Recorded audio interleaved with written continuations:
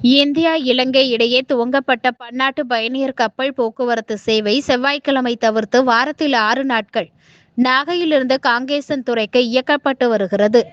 இந்நிலையில் டிட்வா புயல் மற்றும் பருவமழை மாற்றம் காரணமாக நாகை இலங்கை காங்கேசன்துறை இடையேயான கப்பல் போக்குவரத்து சேவை தற்காலிகமாக நிறுத்தி வைக்கப்பட்டு இருந்தது.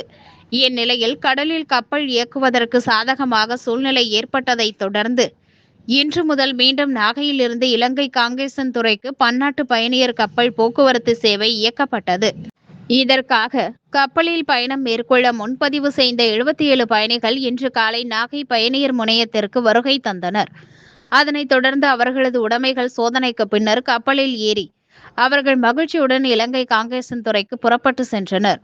இதேபோல் மறுமார்க்கத்தில் முன்பதிவு செய்த 80 பயணிகள் இன்று மாலை இலங்கையில் இருந்து நாகை துறைமுகத்திற்கு வர உள்ளனர். அக்டோபர் இறுதியில் மான்சூன் காரணமாக நிறுத்தப்பட்ட நமது சிவகங்கை ஃபெரி சர்வீஸ் இன்று மார்ச் 6ஆம் தேதி நன்னாளில் துவங்கப்பட்டிருக்கிறது. இந்த ஆண்டு இறுதி வரை, இந்த ஆண்டு நிச்சயமாக அக்டோபரில் எண்டில் நாம் நிறுத்தப் போவதில்லை. தொடர்ந்து நவம்பர் டிசம்பரும் மான்சூன் அந்த பருவநிலை மாற்றங்களுக்கு உள்ள அந்த நாட்கள் தவிர மற்ற நாட்களிலெல்லாம் தொடர்ந்து இயங்கும் என்பதை இந்த தருணத்தில் மகிழ்வோடு சிவகங்கை ஃபெரி சர்வீஸின் சார்பாக, சுபம் நிறுவனத்தின் சார்பாக மகிழ்வோடு தெரிவித்துக் கொள்கிறோம். இன்னைக்கு எவ்வளோ பேர் போயிருக்காங்க? இன்னைக்கு பார்த்தீங்கன்னா 77 பேர் போயிருக்காங்க. முதல் நாள் வெறும் 2 நாட்களுக்கு முன்பு தான் நாங்கள் டிக்கெட்டை ஓப்பன் பண்ணியிருந்தோம்.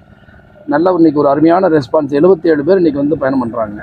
2 மாதத்துக்கு தொடங்கியிருக்கீங்க. இப்போ இலங்கையிலேருந்து வர்றது எவ்வளோ பேர் வராங்க? இன்னைக்கு அங்கேருந்து வர்றது ஒரு 80 நபர். இன்னைக்கு காலையில் எங்களுடைய மேனிஃபெஸ்ட் பிரகாரம் பார்த்தீங்கன்னா 80 பேர் இன்னைக்கு வராங்க. இன்னைக்கு அரவில் வாரத்தில் 6 நாள் தான் இயக்கிட்டு தொடர்ந்து அதே வாரத்தில் 6 நாள் அப்படியே இயங்கும். எந்த மாற்றங்களும் இல்லை. செவ்வாய்க்கிழமையை தவிர மற்ற 6 நாட்களும் தொடர்ந்து இயங்கும்.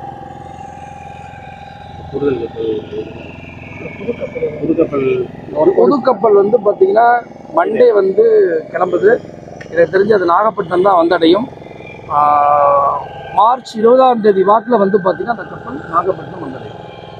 மண்டே கிளம்புது அங்கிருந்து. புது கப்பல் ஏதாவது ஸ்பெசிஃபிகேஷன் பார்த்தீங்கன்னா இதில் நம்ம 150 பேர் இந்த கப்பலில் நம்ம பயணம் பண்ணுற மாதிரி பண்ணியிருக்கிறோம். அந்த கப்பலில் 250 பேர் பயணம் பண்ணுற மாதிரி நம்ம அப்ரூவல் வாங்கியிருக்கிறோம். நிச்சயமாக இதை விட கொஞ்சம் லக்ஸரியாகவும் இருக்கும்.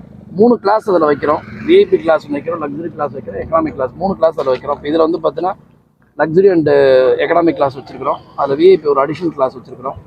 இதை விட இன்னும் கொஞ்சம் விரைவாக போகக்கூடிய கப்பல் அது.